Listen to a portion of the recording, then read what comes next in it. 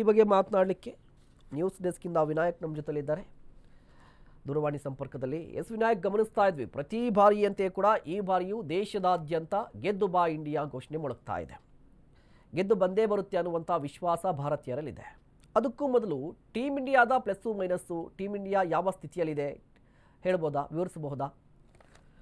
ಖಂಡಿತ ಮಹೇಶ್, ಏನು ಅಂತಂದ್ರೆ ಈ ಸರಿ ಟೀಮ್ ಇಂಡಿಯಾ ಗೆಲ್ಲೇಬೇಕು. ಯಾಕೆಂತಂದ್ರೆ 2 ಸರಿ ಫೈನಲ್ಗೆ ಹೋಗಿದ್ರು, ಈ ಸರಿ 3ನೇ ಬಾರಿ. 2 ಸರಿ ಅವಕಾಶ ಲಕ್ಕು ಕೈ ಕೊಟ್ಟಿತ್ತು, ಇದು 3ನೇ ಸರಿ ಫೈನಲ್ಗೆ ಬಂದರೆ ಈ ಸರಿ ಏನಾರ ಮತ್ತೆ ಮಿಸ್ ಆದ್ರೆ ಮತ್ತೆ ಅದಿಷ್ಟು ವರ್ಷ ಕಾಲ ಕಾಯ್ಬೇಕಾಗತ್ತೋ ಗೊತ್ತಿಲ್ಲ. ಇದೇ ಕಾರಣಕ್ಕಾಗಿ ಈ ಸರಿ ಅವಕಾಶ ಬಂದಿರುವಂತದ್ದು. ಈ ಸರಿ ಸುಲಭವಾಗಿ ತವರಿನಲ್ಲೇ ನಡೆಯುವಂತಹ ಮ್ಯಾಚ್, ಮುಂಬೈನಲ್ಲಿ ನಡೆಯುವ ಮ್ಯಾಚ್. ಹೀಗಾಗಿ ಟೀಮ್ ಇಂಡಿಯಾ ಏನಾರ ಇವತ್ತು ಗೆದ್ದು ವಿಶ್ವಕಪ್ ಅನ್ನ ಎತ್ತಿಡಿದ್ರೆ ಇತಿಹಾಸವನ್ನ ಸೃಷ್ಟಿಸುವುದರಲ್ಲಿ ಯಾವುದೇ ಅನುಮಾನ ಇಲ್ಲ. ಇದೇ ಕಾರಣಕ್ಕೆ ಟೀಮ್ ಇಂಡಿಯಾ ಗೆಲ್ಲಬೇಕಾಗುತ್ತೆ. 2005ರಲ್ಲಿ ಕೂಡ ಟೀಮ್ ಇಂಡಿಯಾ ಫೈನಲ್ಗೆ ಹೋಗಿತ್ತು. ಬಟ್ ಆ ಒಂದು ಸಂದರ್ಭದಲ್ಲಿ ಆಸ್ಟ್ರೇಲಿಯಾ ಟೀಮ್ ಅಂತಂದ್ರೆ ಫೈನಲ್ಗೆ ಬಂದ್ರೆ ಯಾವುದೇ ಕಾರಣಕ್ಕೂ ಬಿಡೋದಿಲ್ಲ. ಬಟ್ ಆ ಒಂದು ಸಂದರ್ಭದಲ್ಲಿ 215 ರನ್ಗಳ ಟಾರ್ಗೆಟ್ ಅನ್ನು ಚೇಸ್ ಮಾಡಕ್ಕೆ ಆಗಿಲ್ಲ. ಅವತ್ತು 117 ರನ್ಗೆ ಆಲ್ಔಟ್ ಆಗುವ ಮೂಲಕ ಟೀಮ್ ಇಂಡಿಯಾ ಏನು ಫೈನಲ್ ಅಲ್ಲಿ ಸೋತಿತ್ತು, ವಿಶ್ವಕಪ್ ಗೆಲ್ಲೋದಕ್ಕೆ ಆಗಿರ್ಲಿಲ್ಲ. ಅದ ನಂತರ 2017ರಲ್ಲಿ ಕೂಡ ಏನು ಇಂಗ್ಲೆಂಡ್ ನಲ್ಲಿ ಲಾಸ್ಟ್ ನಲ್ಲಿ ಮ್ಯಾಚ್ ನಡೆಯುತ್ತೆ, ಅವತ್ತು ಕೂಡ ಟೀಮ್ ಇಂಡಿಯಾ ಸೋಲ್ತು. ಹಾಗಾಗಿ 2 ಬಾರಿ ಅವಕಾಶವನ್ನ ಕೈ ಚೆಲ್ಲಿತ್ತು. ಬಟ್ ಇದೀಗ 2025ರಲ್ಲಿ ಮತ್ತೆ ಏನು 8 ವರ್ಷಗಳ ಬಳಿಕ ಮತ್ತೆ ಈಗ ವರ್ಲ್ಡ್ ಕಪ್ ಅಲ್ಲಿ ವಿಶ್ವಕಪ್ ಗೆಲ್ಲುವಂತಹ ಅವಕಾಶ ಟೀಮ್ ಇಂಡಿಯಾಕ್ಕೆ ಬಂದಿರುವಂತದ್ದು. ಹರ್ಮನ್ಪ್ರೀತ್ ಕೌರ್ 3ನೇ ಬಾರಿ ಏನು ವಿಶ್ವಕಪ್ ಅನ್ನ ಆಡ್ತಾ ಇದ್ದಾರೆ, ಅನುಭವ ಇದೆ ಸಾಕಷ್ಟು. ಹೀಗಾಗಿ ಒಂದು ಆ ಕ್ಯಾಪ್ಟನ್ಸಿಯಲ್ಲಿ ವಿಶ್ವಕಪ್ ಗೆಲ್ಲುತ್ತಾ ಅನ್ನುವಂತಹ ಪ್ರಶ್ನೆ ಕೂಡ ಮೂಡಿರುವಂತದ್ದು. ಇನ್ನೊಂದು ಡಿ.ವೈ. ಪಾಟೀಲ್ ಸ್ಟೇಡಿಯಂ ಏನು ಒಂದು ರನ್ ಪಿಚ್ ಆಗಿರೋದು, ಹೈ ಸ್ಕೋರ್ ಪಿಚ್ ಆಗಿದೆ. ಇದೇ ಕಾರಣಕ್ಕಾಗಿ ಇಲ್ಲ ಈ ಎಲ್ಲ ಹರ್ಮನ್ಪ್ರೀತ್ ಕೌರ್ ಆಗಿರ್ಬೋದು, ಶಫಾಲಿ ವರ್ಮಾ ಆಗಿರ್ಬೋದು, ರಿಚಾ ಘೋಷ್ ಆಗಿರ್ಬೋದು, ಇದನ್ನ ಡಿ.ವೈ. ಪಾಟೀಲ್ ಸ್ಟೇಡಿಯಂ ಅಲ್ಲಿ ಆಡಿರುವಂತಹ ಅನುಭವನ ಹೊಂದಿದ್ದಾರೆ. ಹೀಗಾಗಿ ಹೈ ಸ್ಕೋರ್ ಅನ್ನ ಗಳಿಸಬಹುದು ಟೀಮ್ ಇಂಡಿಯಾ ಅನ್ನುವಂತ ಲೆಕ್ಕಾಚಾರ ಕೂಡ ಇರುವಂತದ್ದು. ಅಲ್ಲದೆ ತವರಿನ ಪ್ಲಸ್ ಪಾಯಿಂಟ್ ಟೀಮ್ ಇಂಡಿಯಾಕ್ಕೆ ಲಾಭ ಆಗಿರುವಂತದ್ದು. ಹಾಗೆ ಏನು ದಕ್ಷಿಣ ಆಫ್ರಿಕಾ ತಂಡವನ್ನು ಸಹಿತ ನಾವೇನು ಲಘುವಾಗಿ ಪರಿಗಣಿಸುವಂತಿಲ್ಲ. ಏನು ಕ್ಯಾಪ್ಟನ್ ಲಾರಾ ವರ್ಡಿಟ್ ಇದ್ದಾರೆ, ಅವರು ಓಪನರ್ ಬ್ಯಾಟರ್ ಕೂಡ ಆಗಿದ್ದಾರೆ. ಹಾಗೆ ಅನುಭವಿ ಏನು ಕ್ಯಾಪ್ಟನ್ಸಿ ಕೂಡ ಇದೆ. ಏನು ಓಪನರ್ ಬಂದಂತಹ ಸಂದರ್ಭದಲ್ಲಿ ಬಿಗ್ ಏನು ಇನ್ನಿಂಗ್ಸ್ ಕಟ್ಟುವಂತ ಚಾಕಚಕ್ಯತೆನ ಹೊಂದಿದ್ದಾರೆ. ಹಾಗೆ ಇನ್ನೊಂದು ಏನು ಮತ್ತೆ ಸಾಕಷ್ಟು ಬಾಲರ್ ಕೂಡ ಇದ್ದಾರೆ, ಸ್ಪಿನ್ನರ್ ಕೂಡ ಇದ್ದಾರೆ ಒಂದು ಟೀಮ್ ಅಲ್ಲಿ. ಮರಿಜನ್ ಕ್ಯಾಪ್ ಮುಖ್ಯವಾಗಿ ಏನಂತಂದ್ರೆ ಆಲ್ರೌಂಡರ್, ಸ್ಪೀಡ್ ಬಾಲಿಂಗ್ ಜೊತೆಗೆ ಬ್ಯಾಟಿಂಗ್ ಕೂಡ ಓದಿದ್ದಾರೆ. ಇನ್ನು ಈ ಒಂದು ವಿಶ್ವಕಪ್ ನಲ್ಲಿ ಅವರ ಬಾಲಿಂಗ್ ಅನ್ನ ನೋಡಿರ್ಬೋದು, 13ಕ್ಕೂ ಹೆಚ್ಚು ವಿಕೆಟ್ ಗಳನ್ನ ಪಡೆದಿರುವಂತಹ ಅವರು ಏನು ಬ್ಯಾಟಿಂಗ್ ಅಲ್ಲಿ ಕೂಡ ಮಿಡ್ಲ್ ಆರ್ಡರ್ ಅಲ್ಲಿ ಕೂಡ ಒಂದು ಉತ್ತಮ ಸ್ಕೋರ್ ಅನ್ನ ಕಲೆ ಹಾಕ್ತಾರೆ. ಹೀಗಾಗಿ ಯಾವುದೇ ಕಾರಣಕ್ಕೂ ದಕ್ಷಿಣ ಆಫ್ರಿಕಾ ಟೀಮ್ ಅನ್ನ ನಾವು ಲಘುವಾಗಿ ಕಡೆಗಣಿಸುವಂತಿಲ್ಲ ಮಹೇಶ್. ವಿನಾಯಕ್, ಈ ಬಾರಿ ಟೀಮ್ ಅನ್ನು ನೋಡ್ತಾ ಇದ್ರೆ ಅನುಭವಿ ಮತ್ತು ಇತ್ತೀಚೆಗೆ ಬಂದಿರುವಂತ ಅಂದ್ರೆ ಯಂಗ್ ಆಟಗಾರರು ಕಾಣಿಸ್ತಾ ಇದ್ದಾರೆ. ಅಂದ್ರೆ ವೆಲ್ ಬ್ಯಾಲೆನ್ಸಿಂಗ್ ಆಗಿದೆಯಾ ಅಂತ ಟೀಮ್ ಇಂಡಿಯಾ ಈ ಬಾರಿ? ಖಂಡಿತ, ಯಾಕಂದ್ರೆ ಎಲ್ಲರೂ ಯುವ ಆಟಗಾರ್ತಿದ್ದಾರೆ ಟೀಮ್ ಅಲ್ಲಿ ನೋಡಿದಾಗ. ಯಾಕಂದ್ರೆ ಪ್ರತಿಕಾರ ಅನವಶ್ಯಕವಾಗಿ ಇಂಜುರಿ ಆಗಿ ಟೀಮ್ ಅಲ್ಲಿ ಹೊರಗೆ ಹೋದ್ರು. ಅವರು 300ಕ್ಕೂ ಹೆಚ್ಚನ್ನ ಸ್ಕೋರ್ ಅನ್ನ ಗಳಿಸಿದ್ರು. ಬಟ್ ಅನ್ಫಾರ್ಚುನೇಟ್ ಟೀಮ್ ಇಂದ ಹೊರ ಬಿದ್ರು. ಬಟ್ ಅವ್ರ ಬದಲಿಗೆ ಶಫಾಲಿ ವರ್ಮಾ ಟೀಮ್ ಅಲ್ಲಿ ಸ್ಥಾನ ಪಡೆದಿದ್ದಾರೆ. ಶಫಾಲಿ ವರ್ಮಾ ಕೂಡ ಒಳ್ಳೆ ಬ್ಯಾಟರ್. ಯಾಕಂತಂದ್ರೆ ನಾವು ಹಿಂದಿನ ಸೀರೀಸ್ ಗಳನ್ನ ನೋಡಿದಾಗ ಶಫಾಲಿ ಒಳ್ಳೆ ಬ್ಯಾಟಿಂಗ್ ಅನ್ನ ಹೊಂದಿದ್ದಾರೆ. ಬಟ್ ಅವ್ರಿಗೆ ಕನ್ಸಿಸ್ಟೆನ್ಸಿ ಇಲ್ಲ ಅನ್ನುವಂತಹ ಕಾರಣದಿಂದಾಗಿ ಅವ್ರನ್ನ ವರ್ಲ್ಡ್ ಕಪ್ ಇಂದ ಮಿಸ್ ಮಾಡಲಾಗಿತ್ತು. ಬಟ್ ಶಫಾಲಿ ವರ್ಮಾಗೆ ಮತ್ತೊಂದು ಚಾನ್ಸ್ ಸಿಕ್ಕಿರುವಂತದ್ದು ತನ್ನ ಆಟವನ್ನ ಸಾಬೀತು ಮಾಡೋದಕ್ಕೆ.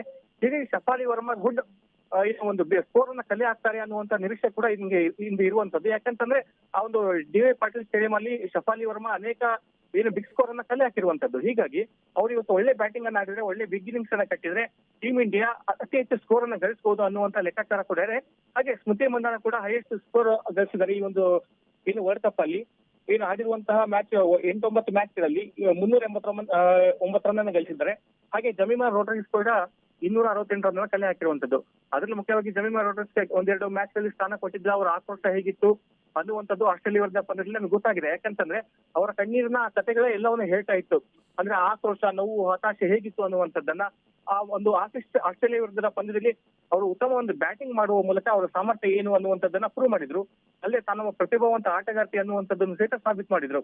ಹಾಗೇನೆ ಕ್ರಾಂತಿಗೌಡ ಕೂಡ ಒಳ್ಳೆ ಬೌಲರ್, ಯುವ ಬೌಲರ್ ಕೂಡ 9 ವಿಕೆಟ್ ಎಲ್ಲ ಪಡೆದಿದ್ದಾರೆ. ಹೀಗಾಗಿ ಅವ್ರ ಮೇಲೆ ಕೂಡ ಅತಿ ಹೆಚ್ಚು ನಿರೀಕ್ಷೆ ಇದೆ. ಮುಖ್ಯವಾಗಿ ದೀಪ್ತಿ ವರ್ಷ ಕಳೆದ 3-4 ವರ್ಷದ ಟೀಮ್ ಅಲ್ಲಿ ಇದ್ದಾರೆ. ಅವರು 2,000 ಹೆಚ್ಚು ರನ್ ಅನ್ನ ಗಳಿಸಿದ್ರೆ.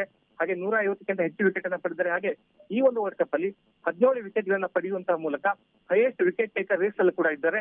ಹೀಗಾಗಿ ಏನಂತಂದ್ರೆ ದೀಪ್ತಿ ಶರ್ಮಾ ಮೇಲೆ ಅತಿ ಹೆಚ್ಚು ನಿರೀಕ್ಷೆ ಇರುವಂತದ್ದು. ಹಾಗೇನೆ ಏನಂತಂದ್ರೆ ಮಿಡ್ಲ್ ಆರ್ಡರ್ ಬಂದಾಗೆ ಏನು ಹರ್ಮನ್ಪ್ರೀತ್ ಕೌರ್ ಇದ್ದಾರೆ. ಹರ್ಮನ್ಪ್ರೀತ್ ಕೂಡ ಅನುಭವಿ ಬ್ಯಾಟರ್ ಕೂಡ ಆಗಿರುವಂತದ್ದು. ಹೀಗಾಗಿ ಅವರು ನಾಯಕತ್ವಕ್ಕೆ ಅದೇ ರೀತಿಯಲ್ಲಿ ಬ್ಯಾಟಿಂಗ್ ಕೂಡ ಮಾಡ್ತಾರೆ. ಹಾಗೆ ರಿಚಾ ಘೋಷ್ ಏನು ಅವರು ಮ್ಯಾಚ್ ಫಿನಿಷರ್ ಆಗಿದ್ದಾರೆ. ಅವರ ಸ್ಟ್ರೈಕ್ ರೇಟ್ ಕೂಡ 200+ ಇರುವಂತದ್ದು. ಹೀಗಾಗಿ ರಿಚಾರ್ಡ್ ಘೋಷ್ ಮೇಲೆ ಸಾಕಷ್ಟು ನಿರೀಕ್ಷೆ ಇದೆ. ಅಮನ್ದೀಪ್ ಕೌರ್ ಅತಿ ಹೆಚ್ಚು ಮ್ಯಾಚ್ ಗಳನ್ನ ಆಡಿಲ್ಲ, ಆದ್ರೂ ಕೂಡ ಅವರು ಮ್ಯಾಚ್ ಗೆಲ್ಲಿಸುವಂತ ಅರ್ಹತೆ ಹೊಂದಿದ್ದಾರೆ. ಆಸ್ಟ್ರೇಲಿಯಾ ವಿರುದ್ಧ ನಾವು ನೋಡ್ಬೋದು, ಲಾಸ್ಟ್ ಒಂದು 3 ಬಾಲ್ಸ್ ಅಲ್ಲಿ ಏನು 12-13 ರನ್ಗಳನ್ನ ಗಳಿಸುವ ಮೂಲಕ ಮ್ಯಾಚ್ ಅನ್ನ ವಿನ್ ಮಾಡಿದ್ರು. ಹಾಗೆ ರಾಧಾ ಯಾದವ್ ಅವರು ಸಮಯಕ್ಕೆ ಸಂದರ್ಭವಾಗಿ ಏನು ಸ್ಪಿನ್ ಬೌಲಿಂಗ್ ಮಾಡ್ತಾರೆ, ಕೈ ಚಳಕನ್ನ ತೋರಿಸ್ತಾರೆ. ಹಾಗೆ ಬ್ಯಾಟಿಂಗ್ ಕೂಡ ಇವತ್ತು ಏನು ಕಮಾಲ್ ಮಾಡಿದ್ರೆ, ಒಂದು ಲಾಸ್ಟ್ ಅಲ್ಲಿ ಒಂದು 10 ಬಾಲ್ ಅಲ್ಲಿ 20 ರನ್ ಈ ರೀತಿಯಿಂದ ಸ್ಕೋರ್ ಮಾಡಿದ್ರೆ ಒಂದು ಹೈಯೆಸ್ಟ್ ರನ್ ಕೂಡ ಹೋಗ್ಬೋದು. ಹಾಗೆ ಆಂಧ್ರ ಪ್ರದೇಶ ಮೂಲದ ಶ್ರೀಚರಣಿ ಅವರು ಕೂಡ ಯಂಗ್ ಕ್ರಿಕೆಟರ್, ಇದೇ ವರ್ಲ್ಡ್ ಕಪ್ ಅನ್ನ ಫಸ್ಟ್ ವರ್ಲ್ಡ್ ಕಪ್ ಆಡ್ತಾ ಇದ್ದಾರೆ. ಹಾಗೆ ರೇಣುಕಾ ಸಿಂಗ್ ಠಾಕೂರ್ ಸ್ವಿಂಗ್ ಮಾಡೋದ್ರಲ್ಲಿ ಎತ್ತುಕೈ ಅನುಭವಿ ಬಾಲರು. ಅದರಲ್ಲೂ ಏನು ಅಂತಂದ್ರೆ ಈ ಒಂದು ಸೌತ್ ಆಫ್ರಿಕಾ ಮೇಲೆ ಏನು ಒಳ್ಳೆ ಒಂದು ರೆಕಾರ್ಡ್ ಅನ್ನ ಹೊಂದಿರುವಂತಹ ರೇಣುಕಾ ಸಿಂಗ್ ಠಾಕೂರ್. ಇದೇ ಕಾರಣಕ್ಕಾಗಿ ಒಂದು ಯಂಗ್ ಟೀಮ್ ಇವತ್ತು ವರ್ಲ್ಡ್ ಕಪ್ ಎತ್ತಿ ಹಿಡಿಯೋದ್ರಲ್ಲಿ ಅನುಮಾನ ಇಲ್ಲ ಅನ್ನುವಂತಹ ಸ್ಥಿತಿ ಇರುವಂತದ್ದು. ಬಟ್ ಏನು ಮುಂಬೈನಲ್ಲಿ ಮಳೆ ಬರುವಂತಹ ಸಾಧ್ಯತೆ ಕೂಡ ಹೆಚ್ಚಾಗಿರುವಂತದ್ದು. ಸದ್ಯದ ಹವಾಮಾನ ನೋಡೋದಾದ್ರೆ 75% ಮಳೆ ಬರೋದಿಲ್ಲ, 25% ಮಳೆ ಬರುತ್ತೆ ಅನ್ನುವಂತಹ ಚಾನ್ಸಸ್ ಕೂಡ ಇರುವಂತದ್ದು. ಇದೇ ಕಾರಣಕ್ಕೆ ಏನಂದ್ರು ಟೀಮ್ ಇಂಡಿಯಾ ಒಂದು ವೇಳೆ ಏನಾದ್ರು ಟಾಸ್ ಅನ್ನ ಗೆದ್ರೆ ಫೀಲ್ಡಿಂಗ್ ಆಯ್ಕೆ ಮಾಡ್ಕೊಳ್ಬೇಕಾಗತ್ತೆ. ಇಲ್ಲ ಅಂತ ಅಂದ್ರೆ ಒಂದು ವೇಳೆ ಏನಾದ್ರೆ ಟೀಮ್ ಇಂಡಿಯಾ ಫಸ್ಟ್ ಬ್ಯಾಟಿಂಗ್ ಮಾಡ್ತು ಅಂದ್ರೆ 300ಕ್ಕೂ ಹೆಚ್ಚು ರನ್ ಕಲೆ ಹಾಕ್ಲೇಬೇಕಾಗತ್ತೆ.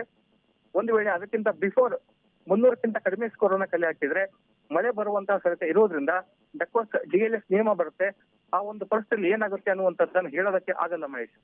ಓಕೆ, ಧನ್ಯವಾದ ವಿನಾಯಕ್ ತಮ್ಮೆಲ್ಲ ಡೀಟೇಲ್ಸ್ಗಾಗಿ.